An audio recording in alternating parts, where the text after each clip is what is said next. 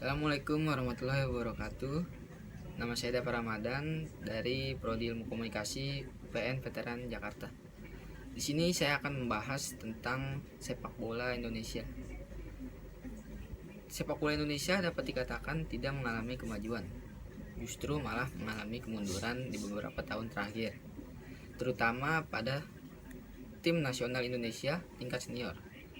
Tercatat bahwa ranking timnas Indonesia senior pada Februari 2020 mengalami penurunan dari peringkat 171 menjadi 173. Hal ini disebabkan karena sejak November 2019 timnas senior Indonesia tidak satu pun mendapatkan kemenangan, khususnya pada ajang kualifikasi Piala Dunia tahun 2022 zona Asia. Prestasi timnas senior Indonesia juga terbilang sangat minim, khususnya di ajang Piala Asian Football Federation atau Piala AFF yang diselenggarakan 2 tahun sekali. Karena sejak pertama kali diselenggarakan tahun 1996 hingga tahun 2018 tidak ada satupun medali emas yang diraih oleh timnas senior Indonesia. Apa sih yang menyebabkan sepak bola Indonesia tidak maju? Apa sih yang harus dilakukan? Sebenarnya sangat banyak sekali masalah yang menyebabkan sepak bola Indonesia tidak mengalami kemajuan. Tapi di sini saya akan mencoba membahas beberapa masalah yang sangat mendasar yang harus segera dibenahi.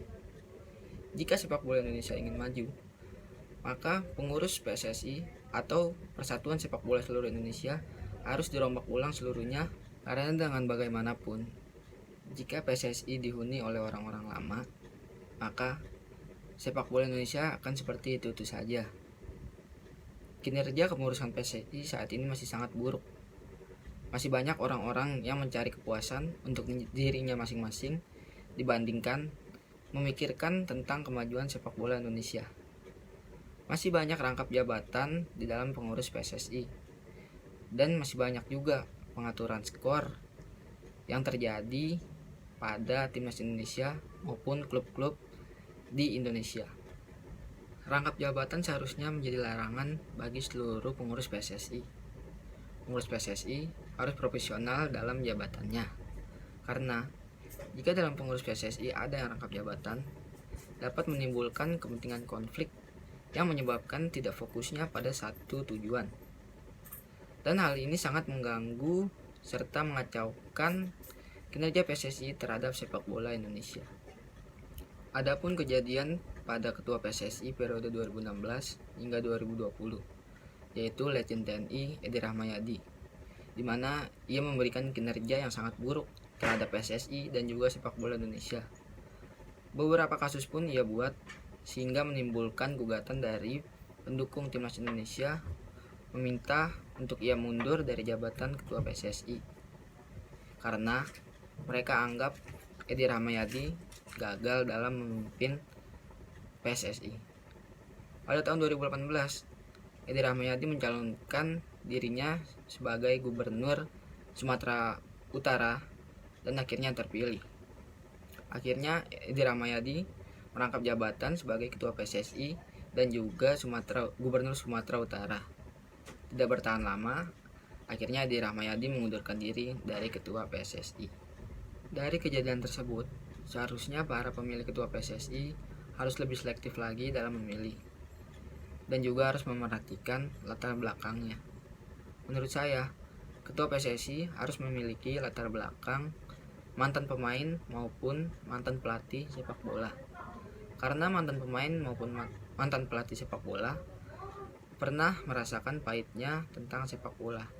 Jadi, mereka tahu betul apa yang harus dibenahi demi memajukan sepak bola Indonesia. Kemudian banyaknya pengaturan skor yang terjadi di Indonesia. Salah satunya pada final Piala AFF tahun 2010 yang mempertemukan timnas Indonesia melawan timnas Malaysia. Pada pertandingan tersebut terjadi pengaturan skor yang membuat timnas Indonesia harus mengalah dari Malaysia. Nah, kejadian ini baru terungkap setelah 8 tahun berlalu. Kejadian ini sungguh sangat menyedihkan bagi para pendukung Timnas Indonesia yang seperti kita ketahui, Timnas Indonesia belum pernah juara pada ajang tersebut, dan pada saat ingin juara ada oknum yang dengan tega melakukan pengaturan skor sehingga Timnas Indonesia harus mengalah pada Timnas Malaysia. Namun pada tahun 2018, Mabes Polri dan Polda Metro Jaya telah membuat Satuan Tugas Anti Mafia Bola atau Satgas Anti Mafia Bola.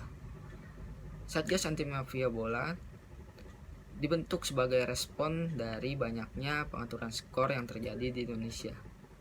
Satgas Anti Mafia Bola diharapkan dapat memberantas segala pengaturan skor yang terjadi di Indonesia.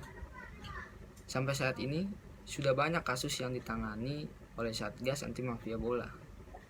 Nah, Satgas Anti Mafia Bola harus bisa lebih bekerja keras lagi dan memberikan sanksi yang sangat tegas kepada siapapun yang telah melakukan pengaturan skor, agar pelaku dapat mendapatkan efek jerah dan yang ingin melakukan pengaturan skor dapat berpikir dua kali. Itu saja sekiranya masalah yang sangat mendasar serta solusi yang mungkin bisa dilakukan oleh PSSI. Di luar ini semua, semoga rencana-rencana dari PSSI dapat terrealisasikan dengan baik demi kemajuan sepak bola Indonesia. Akhir kata saya ucapkan terima kasih. Assalamualaikum warahmatullahi wabarakatuh.